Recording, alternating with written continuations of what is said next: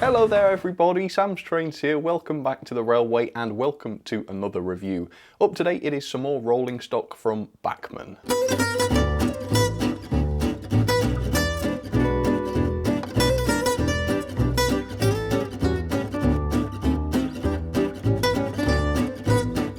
So yeah, I just love tankers. I think they're super cool and they just look awesome, don't they? Particularly running along in numbers. And speaking of numbers, I've actually looked at quite a few different tankers now in all sorts of different shapes and sizes. But today, for the first time, I'm going to be looking at one from Bachmann. So today's model is this. It is the Bachmann 14-ton tank wagon. And I bought this from D-Rails Models for £19.99 and they have an RRP of £24.95. Now, I think there's a little bit of the old Bachmann tax going on there because that's around £3 more than the brand new Oxford Rail 12-ton tankers. And I'm fairly sure this Bachmann tanker predates those considerably, but then again they were 12-ton tankers and this is a 14-ton tanker, so yeah, it doesn't seem too bad, does it? So anyway, today we're going to get this out, see what this thing is like, and hopefully at the end of it I'll have another nice tanker to play with. Okay, let's do this. Alright, so expensive or not, and where you stand on that is entirely up to you.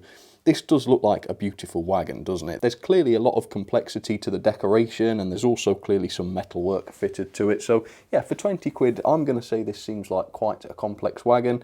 But as for the quality and the features and such at the moment, I have absolutely no idea. So let's get into this. The product I have is catalogue number 37-659C. It is a 14-ton tank wagon and it is in the National Mobile Silver livery. And yeah, as you can see, there's quite a shiny finish to this. It's no silver bullet, is it? That's for sure. But overall, yeah, it looks like they've done a pretty good job. Right, well, instead of trying to peer at this thing through the front of the box, like a wally, let's get this out and see what we get. Or rather, let Sam fumble with the clamshell packaging and waste a lot of time. Okay, there we go, it's out. Okay, so no accessories packs or anything, so that means everything's fitted to the model already. And of course, also it means we can get straight in. All right. Okay, so yeah, you can see straight away the finish on this is absolutely fantastic. Definitely not to the extent of the silver bullet, but then again, it might not supposed to have that sort of finish.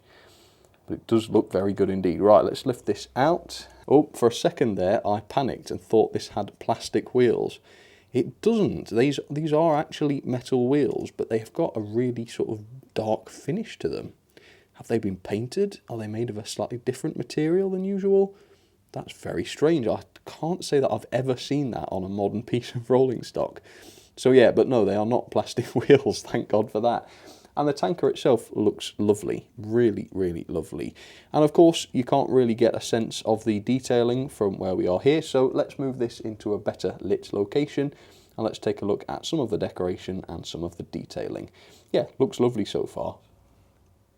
And this is why I love tankers. It's just such a lovely little wagon. To my mind, these are much more visually interesting than just an open wagon or a box van.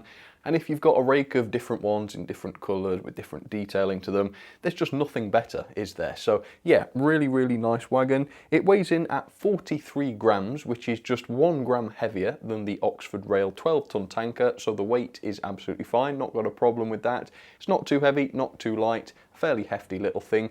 Let's start by taking a look at the decoration and finish. The finish on the tank itself is fantastic, not to the point where it looks like a toy, but it is just satin enough to reflect the light in a very pleasing manner, which I like very, very much. And of course, all of the printing applied to the tank is fantastic. You've got the lovely outline around the text. That goes for the much smaller text as well, which is still done with equal precision. You've got one or two very complex prints. We'll try and get a close-up on that one. That's some sort of logo. Looks quite an old-fashioned one. Right, can I pick this out? No light to be bought near this tank. The cover must be kept securely fastened when not in use. Wow, okay, so it is legible. I mean, I'm struggling because I'm far away and I'm quite short-sighted, but even the language there gives you an idea of the period of this, doesn't it? And like I say, there's all sorts of print work, not just on the tank, even though there is an awful lot, as you can see, but on the sole bar as well. You've got the loading, which is indeed 14 tons. yeah, all sorts of different print work. The chassis itself is quite basic when you look at the underside. I mean, if you remember the Oxford one, it still looked perfectly realistic when you looked at it from the underside.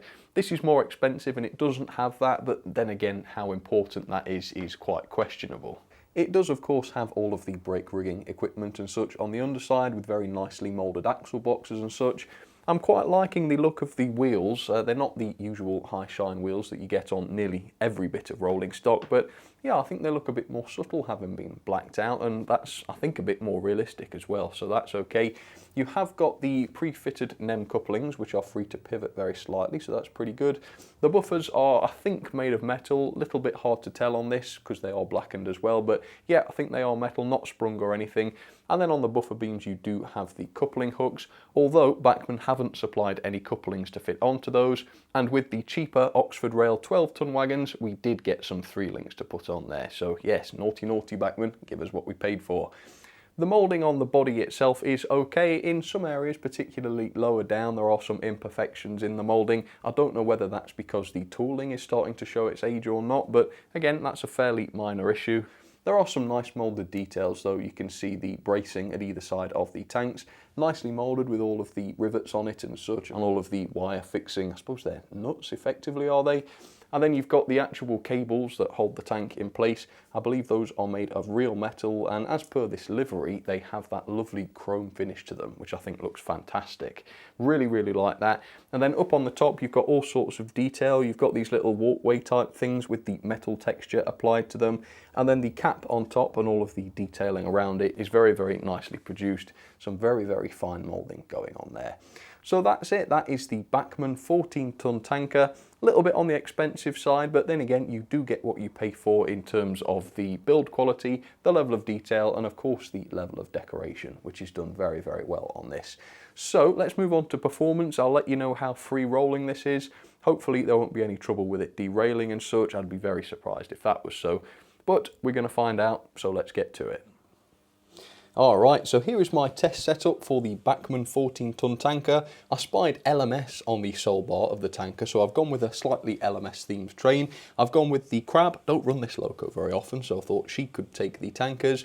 I've got all sorts of various different tankers lined up, as well as the new Bachmann one, so hopefully you'll see what I mean about tanker trains looking lovely. I have included the Silver Bullet tanker, even though it really doesn't fit in very well with this consist, but then again, it's not going to fit in very well with most consists, and yet I still want to run the thing, so we'll see how it goes. So the gauging of the 14-ton wagon, I'll put that on the track, is absolutely fine. I measured it in at 14.5 millimeters back to back on each axle. That's, you know, fractionally tight, but certainly not to the point where it's going to affect anything, so that's absolutely fine. The free rolling test was a resounding success. It rolled all the way down Gordon's Hill and it made it way past that second radius curve down at the bottom, which means it's a very, very free rolling wagon indeed, which is great. That's what I like to see. And as you can see, yep, it's a really nice free roller. So let's test the couplings. We'll park it in the middle. Let's back up the Crab. See if, well, this is the Oxford coupling, which is coming towards it now. It seems to have done that perfectly. So that suggests the couplings are at the right height. Let's go for the Hornby tanker behind. Okay, very good. And now the whole train should be together. Oh, there we go, little jerk and it's coupled properly. Right, let's see how it handles the curves and such as part of a train. There it goes, no derailment. And I tell you what, it does stand out, doesn't it? Because of its finish, I suppose. Oh. Never mind, we'll probably take that one off then. Alright, narrowly avoided a fuel explosion there. Yeah, we've got one of the large tension locks interfacing with a smaller one. Never a good idea, but I think we're okay now. So yeah, it stands out beautifully, not quite as much as the Silver Bullet obviously, but it still does stand out. Looks fantastic as part of a rake, and of course you don't have to run it with other tankers, it'll spice up any sort of consist, won't it? Just the era I like, good old Big 4, so you can't fault that. And it looks great and it runs well, so how can you really complain? I suppose it's a little bit expensive for what it is, but not egregiously so, just slightly so, and the same is true of most Bachmann products, so it's not a surprise. Yeah, overall I'm pretty happy with this. It's another lovely wagon. Let's take a look at some of my ratings then for the Bachmann 14-ton tanker. The level of detail I've given 3.5 stars. Now, yeah, there are some really lovely details on there. The decoration is very modern and very well done indeed, particularly the finish too. Really like that. But then parts of the model are showing their age as well. I do know this model has been around for a long time. The chassis is very basic, particularly on the underframe. It didn't come with any 3-link couplings. I mean, age is no excuse there, is it? No sprung buffers, etc, etc. But overall, it's certainly not bad. Quite a nicely detailed tanker overall. The performance cannot be faulted though. It's very free rolling, couples without any trouble. It handles curves absolutely fine, and of course the gauging is perfect as well, so there's no tightness over points and that sort of thing. The quality then, I'm only giving this 4 star. Generally the build quality is okay, although obviously the plastic construction of the chassis, no die cast on this, and the slight messiness to some of the moulding does let it down very slightly. I know that seems like I'm nitpicking, but you know, this is a feature of the model and I feel like I've got to mention it. I really don't get when some reviewers say, I don't go into reviews looking for faults. That's nothing to be proud of. A reviewer that doesn't look for the bad as well as the good is not making reviews, they're making adverts, and that's certainly nothing to be proud of. Overall though, the quality is not bad, 4 star. Value for money then, this cost me £19.99 from Derail's Models, and it has an RRP of £25.95. Now here's the deal, that's £3 more on RRP than the Oxford Rail 12-ton tanker, and yet this is less detailed and much older. So value for money, as usual, not that great, but not terrible because it is still a great looking wagon. So I've given it 3 star, not too bad at all. Overall then, that is 7.24 out of 10. Let's pop that into the rolling stock ranking. There it is, 6th place, just below the Silver Bullet and above the RHTT. Yep, very pleased with this.